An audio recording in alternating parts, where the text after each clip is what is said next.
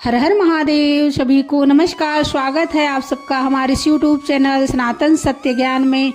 कल है बुधवार की अष्टमी और काल भैरव अष्टमी।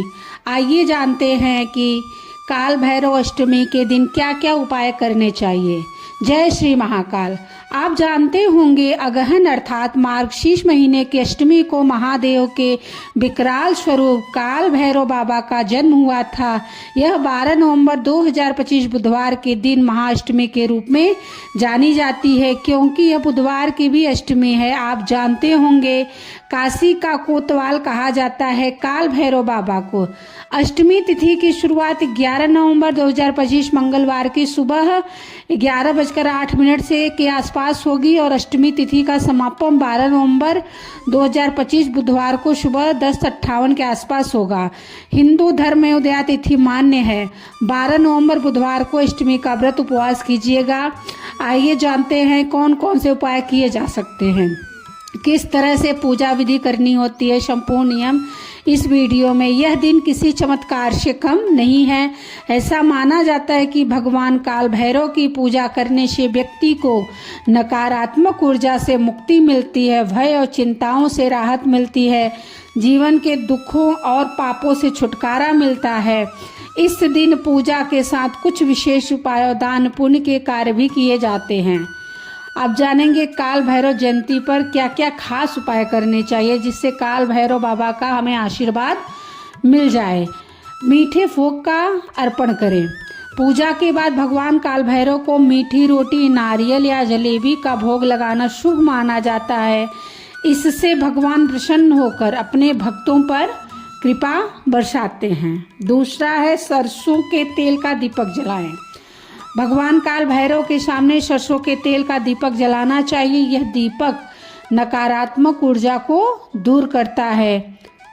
तीसरा है आपके जीवन में कोई परेशानी हो तो उसे अपने जीवन से दूर करने के लिए आज के दिन आपको सरसों के तेल में चुपड़ी हुई एक रोटी लेकर काले कुत्तों को डालनी चाहिए।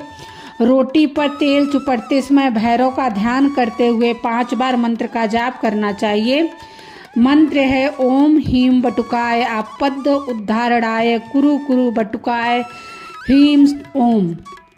अगर आपको किसी प्रकार का भय बना रहता है तो उस भय से छुटकारा पाने के लिए आज के दिन आपको भैरव जी के चरणों में एक काले रंग का धागा रखना चाहिए। उस धागे को 5 मिनट के लिए वहीं पर रखा रहने दीजिए और इस दौरान मंत्र का जाप कीजिए। 5 मिनट बाद उस धागे को वहां से उठाकर अपने दाएं पैर में बांध लीजिए।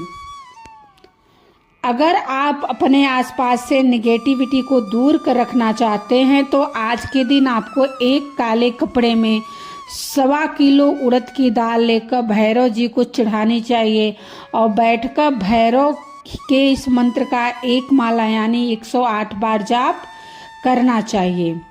अगर कुछ दिनों से आपको ऐसा आभास हो रहा है कि आपके ऊपर कोई मुसीबत आने वाली है तो पहले ही उस मुसीबत को अपने से दूर करने के लिए आज के दिन आपको एक कच्चा जटा वाला नारियल लेकर श्री भैरव का ध्यान करते हुए उसे जमीन पर फोड़ना चाहिए और फोड़ने के बाद उसके टुकड़े को बहते जल में प्रवाहित कर देना चाहिए।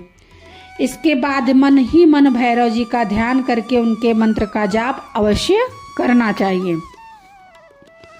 अगर आपको लगता है कि आपके घर में नेगेटिविटी बहुत हो गई है जिसकी वजह से आपके परिवार के लोगों का किसी काम में अच्छे से मन नहीं लगता तो आज के दिन आपको मौली से एक लंबा सा धागा निकाल कर उसमें 7 गांठें लगाकर अपने घर के मेन गेट पर बांधना चाहिए। एक एक गांठ लगाते समय मंत्र का जप भी करना चाहिए। अगर आप आर्थिक रूप से लाभ को और अधिक बढ़ाना चाहते हैं तो आज के दिन आपको स्नान आदि के बाद भैरव जी की विधि विधान से पूजा करनी चाहिए और उन्हें जलेबी का भोग लगाना चाहिए। साथ ही उनके मंत्र का जाप करना चाहिए। अब जानेंगे कि कल बुधवार की अष्टमी भी है। पंडित प्रदीप मिश्रा जी के अनुसार क्या उपाय करने चाहिए। बुधवार अष्टमी के उपाय में घर की बीमारियों कष्टों के लिए है। एक कटोरी में थोड़े से हरे मूंग के दाने लें, उसमें गुड़ का एक टुकड़ा रखें, एक बेलपत्र के ऊपर गुड़ रखें और इसे मूंग के दानों के साथ कटोरी में डाल दें। इस कटोरी को शिवलिंग के पास ले जाएं, या यदि शिवलिंग के पास भगवान गणेश की प्रतिमा या फोटो हो तो उस स्थान पर स्पर्श कराएं। यह कामना करें कि घर के सभी रोग, बीमारी और कष्ट दूर हो जाएं। कटोरी को वहीं छोड़ दें और घर वापस आ जाएं। घर वापस ना लाएं कटोरी को। प्रमोशन और तरक्की के लिए है। त्रिशूल की 3 नोक को, पहले दोनों बाहरी नोक को, फिर बीच वाली नोक को स्पर्श करें। अशोक सुंदरी वाले स्थान पर 7 बेलपत्र चढ़ाएं।